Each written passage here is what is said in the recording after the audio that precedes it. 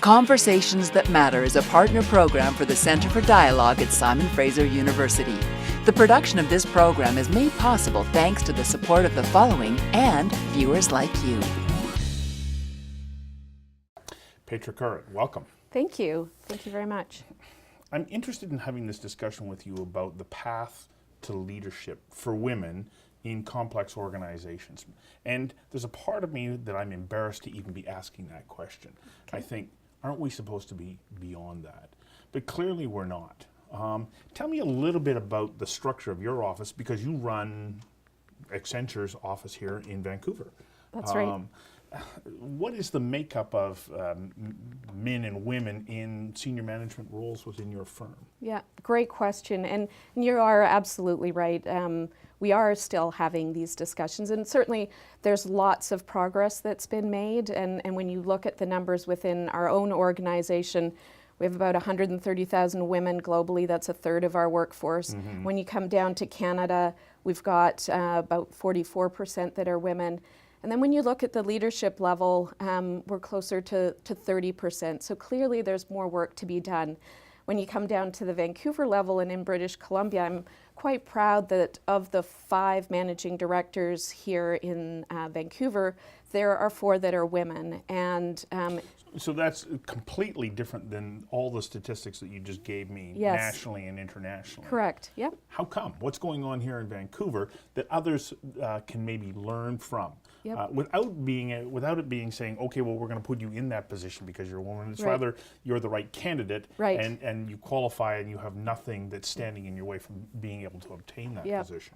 So I think there's 2 aspects really that underlie that, Stu. One is around sort of the systemic and processes and programs that our organization invests in heavily. And then the other piece is really the culture, which breeds and really expects of all of us as leaders to take personal accountability for the inclusion diversity agenda. And so I, as a leader here in the Vancouver office, have really worked as candidates and senior managers are coming up through the ranks to make sure that I've taken accountability to support them, to sponsor them, to mentor them, and to actively get engaged in the process that we have internally to take our women to those senior levels in the organization. So it really comes back to sort of this 2-pronged approach of all of the amazing development programs and processes that we have in place, whether that's our leadership development program, whether that's elevating your performance, high-performing women, as well as that personal accountability, both that men and women need to take in supporting women through those different advancement opportunities. Because at the end of the day, we're a people-based business, and we really need to make sure that we're fostering the right talent to be able to be smarter, stronger, and more innovative for our clients, for our own people, and in our communities. So we know that if we go and take a look at university programs right now, yeah. the mix of men and women, young men and women, actually, especially in graduate programs, women are, like, there's more of them in the seats in the classroom That's than right. there are guys. Like yep. the scales have tipped to the point where it's like 55, 45, and maybe an even wider gap than that, yep. and growing. So we see that young women are saying, yes, I want that professional career development. I'm doing all the necessary steps at the beginning of my career, and out into the workplace I go. That's right. My understanding also is that if you look in the workplace, in anything from middle management down, there's largely parity as far as the number of members of each sex yes. that are represented. Right, right. But something happens in going from there to senior management. Yep. What are some of those obstacles that yep. women face? Yep. Great question, and this issue of gender parity is one that we as an organization are taking really to heart. And so in Canada specifically, we've set a goal that by 2020 there'll be gender parity at the manager and up level. That's only 4 years from now. That is only 4 years. So again, you need stretch goals, and you need to hold people accountable. So one is setting the goal. The second piece is really, what are the insights that we have?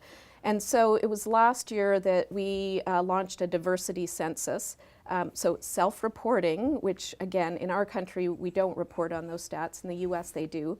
But it gave us a fascinating view of really the demographic that we have in our organization. And you say, okay, so what? That's interesting. What do you do with that? Well, you focus your investment. And it's exactly what you said. What is it at that mid-manager level that causes women to choose to exit the organization? And so, or maybe not strive for that next rung up the ladder. That's right, absolutely. No. And I think I have a personal bias where success is defined differently by all of us. And so in an organization such as ours, where there's so many different types of services and businesses that we're in, that it really allows women now more than ever to not be on this consulting track where it's an up or out, where there's the opportunity to redefine your career maybe at that mid-level point. And if I think back to the Global Leadership Program that I was in, which is a year-long, takes sort of the best and brightest that are looking to make it to managing director. Our business problem for the year was how do you increase inclusion diversity. So it's something that we spent a lot of time really teasing out. And there was some pushback from leadership to say, well, why don't we just have positive discrimination to deal with this issue? And so, what do you mean by positive discrimination? Where you set very clear targets and you move women into those roles.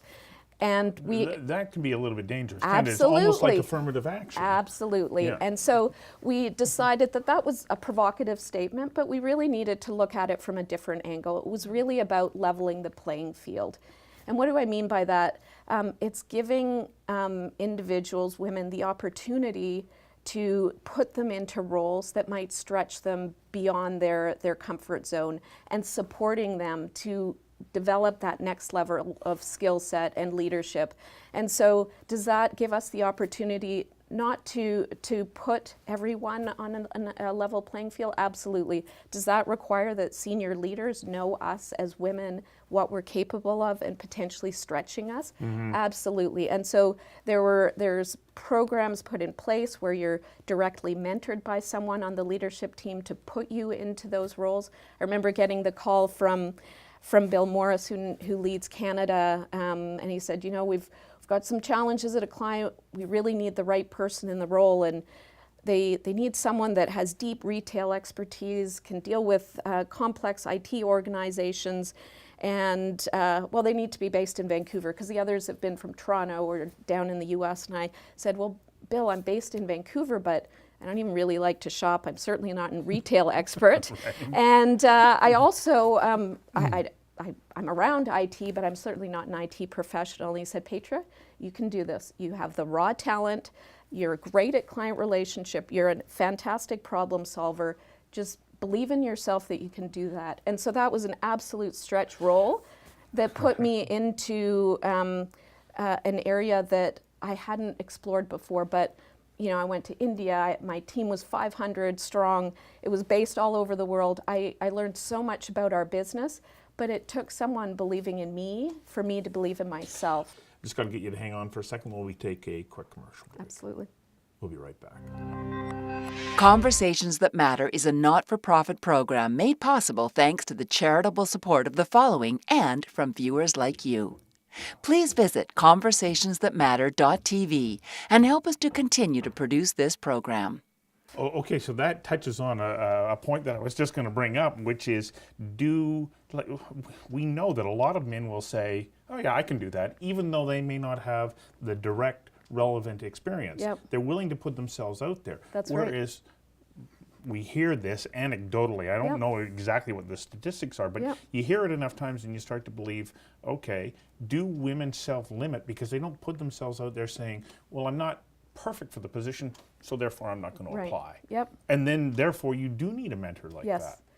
Absolutely. I think the other thing that's really important in this fast-paced world that we're living in, the disruption, whether that's in technology, the changes in industry, the difference between the potential we see in ourselves as women versus the proven capability, we need to almost, as leaders in organizations, shift from this belief that we need to have the demonstrated capability to one where do we have the potential and the characteristics and the traits in this world that is so rapidly changing, that the adaptability, the resilience, the ability to collaborate, those are skills that are core to women. And the willingness to take on the responsibility that comes with all of that. Absolutely. And so that requires that you have a culture that supports women as they take on those challenging roles. I would say, again, if I look back on what we found that was most profound for women that left at that mid-level, it was that they didn't have the right role models, or they didn't have role models that they saw themselves in. And so there's a program that we had around Adopt a Project. And in a consulting environment, you might only have access to one leader that's leading the project. So there was budget on a quarterly basis set aside to bring a senior woman in, again, as a role model, to talk about her story, and not just her Accenture story, but her whole story. So what does life outside of the workplace look like? And so it was fabulous for me. At the time, I was a senior manager. I hadn't had my first child yet. And so to have one woman tell her story of both her husband and her were in power careers. They had a day nanny and a night nanny. That was one model. There was someone else that came, and her husband stayed at home and raised the children. There was someone else. She was gay, she didn't have children, she had a different story to be able to tell. And so it was an incredibly powerful experience over that year to see the different ways that people had put their own personal values into the way they had structured their work life. And so that gave our women a way to contextualize how they might be able to make it work at a senior level within Accenture. Okay, so you're in a very senior position here with this firm, and you talk about relationships, your life outside of work. How important is the relationship with your partner? I guess the father of your children, in allowing you to be able to do the work that you need to, that it makes you accountable and responsible to your position. It's a team. It's you couldn't be more right. It is absolutely a team, and any team goes through a roller coaster. And I wouldn't be honest with you, Stu, if I didn't say that was it has been a roller coaster ride. But at the end of the day, John and I I hate to joke about this, but said we didn't want to outsource our children. And so we made a very conscious decision where my career was and where his was, that he would stay home. Now, then you bring in some of the discussions that happen back home. He's from a strong Italian family, and so it took some while for Dad to wrap his head around his son staying home. But you know what? He is an amazing parent. He probably is just so focused on the kids in those early years before they started kindergarten, that it was the right decision for not just us as individuals in my career, but also for the children. And they will forever, and I am forever grateful that they had the gift of having a father figure at home, and really taking ownership of everything that goes on at home. But it is absolutely a team effort. This is our second break. Okay.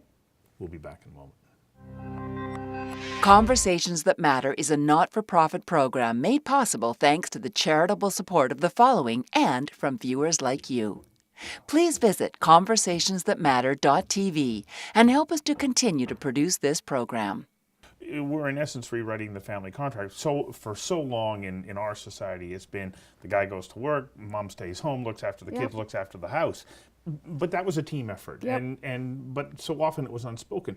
Maybe one of the great things out of this is that you actually have discussions at home that say, these are the decisions that we're going to make and why. Right. And that must be psychologically freeing. Once you've been able to do that, then it gives you the freedom to pursue, the absolute upper reaches of your potential. Yeah, no, absolutely. And I think the other thing that's unique and sort of the perspective that I've taken, it's not about, for me, work-life balance. For me, it's about work-life integration. And I have tried to find opportunities where, for instance, Gabriel, he was 12 at the time, came to work with me and was on a panel around a discussion around how do you have an impact in your community.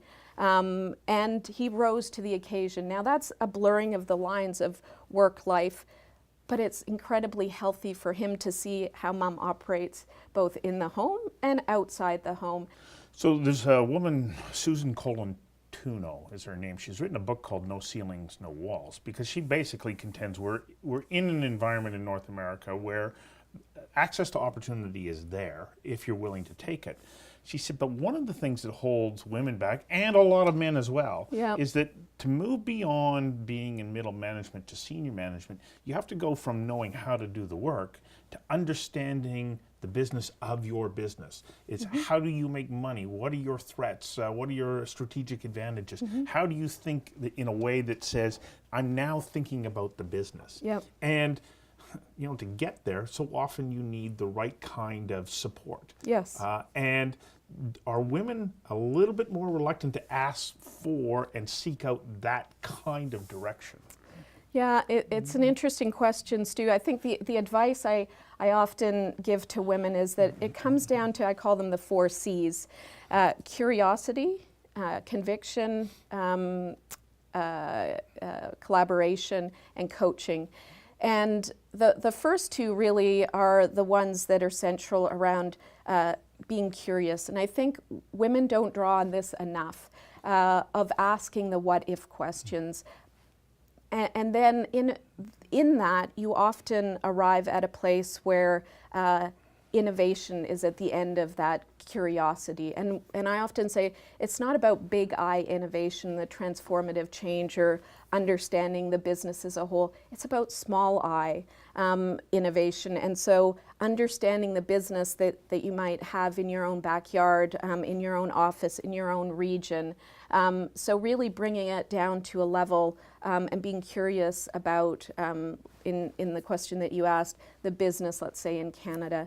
The second one, the second piece of advice around compelling really is one that's grounded in, do you have a point of view that you're passionate about? Do you have the conviction to put yourself out there? What is the brand that you're known for, right? And have you created that brand that people think of you in that light? And that takes a level of confidence, certainly, but also that conviction to actually put those thoughts out there. It's such a fascinating topic. It's not just about women, it's about all of us. We'll be back in a moment to finish off this discussion. We'll be right back. Conversations That Matter is a not-for-profit program made possible thanks to the charitable support of the following and from viewers like you. Please visit conversationsthatmatter.tv and help us to continue to produce this program. It brings with it a little bit of risk too. Absolutely. And we'll get to the other 2 C's in a moment, but you know, I can't help but think that you know, if you're risk adverse at all, and you know, we've been raised collectively where women are a little bit more cautious, and so you know, you have to put yourself out there and take some chances. Yep. So I fully agree with you. I often say it's getting comfortable with the uncomfortable. And really at the end of the day, what does that come down to? It comes down to the culture that's around you. And we're a people-based business. We don't manufacture a product, a widget.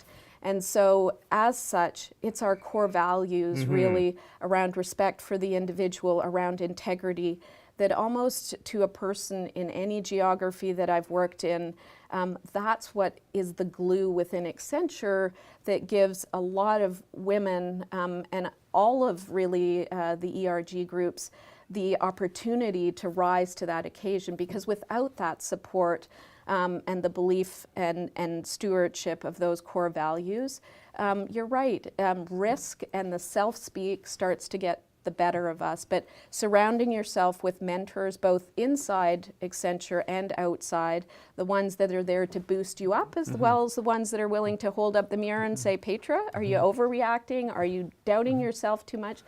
That's the coaching component. That's the coaching component, bang on. That we really need to strive as women to find that circle of mentorship and the different roles that people can play that will push us and allow us to be successful at the end of the day in those stretch roles. So within your organizations, particularly here in Vancouver, of course, we're seeing that this is playing itself out and that you're getting appropriate representation between the sexes. Yep. And I imagine that that, by extension, then goes into all other kinds of diversity as well. Yes. And so why is it important now, especially in the 21st century, Yep. that we embrace that kind of diversity? What does it bring to the offering that a company has when you have such a diverse workforce that it's contributing towards the services and products that you're Yep. generating? Right. It all comes back to being a stronger, smarter, and more innovative organization, both for our people, for our clients, and our community. And it's really fostering and pulling people into that conversation, that dialogue, that sharing of ideas that really brings the best out in terms of serving our clients, because we provide a service, and it's that diversity of ideas, the different way of thinking that all of those groups that you described bring to the table. And again, we don't even know what's out there in the future. This isn't as linear as it was, 100, 150 years ago, because the pace of change is so different. And so that ability to collaborate, to be creative, that diversity of thought, that's what an inclusive and diverse workforce really allows us to achieve. Because you want to create an environment where everybody has the opportunity to reach their full potential. Absolutely, absolutely. And I think that full potential is about knowing yourself. And so we've made this big shift internally from performance management to performance achievement around your individual achievement and what success and aspiration looks like for you. And there's a strength assessment that now all 400,000 employees have gone through. It really gives you what are the top 5 strengths that I as an individual have. And you could ask, well, what's the so what of that? Well, I now know what's important to Stu. If I'm in a conversation with you, tell me what your top 5 strengths are. What does that allow me to do as a leader? It allows me to help you find a role where you're continuously learning, or maybe there's something around influence that is one of your top strengths. So how do we maybe find a sales role where you're influencing? And so typically there hasn't been a way to sort of codify what it is. I call it, what's the fire in the belly that you have? That comes down to culture. Yes. Because yes. without it, those elements aren't going to come together. Yep. I'm thinking about Aristotle, paraphrasing him in the sense that he said that, when an individual doesn't reach their full potential, something is lost to the whole, to Yes. all of us. And it sounds to me like you and your team Yep. are there to encourage one another to do just that, to reach their full potential. Yep. Thank you for coming in and doing this. Thank you very much.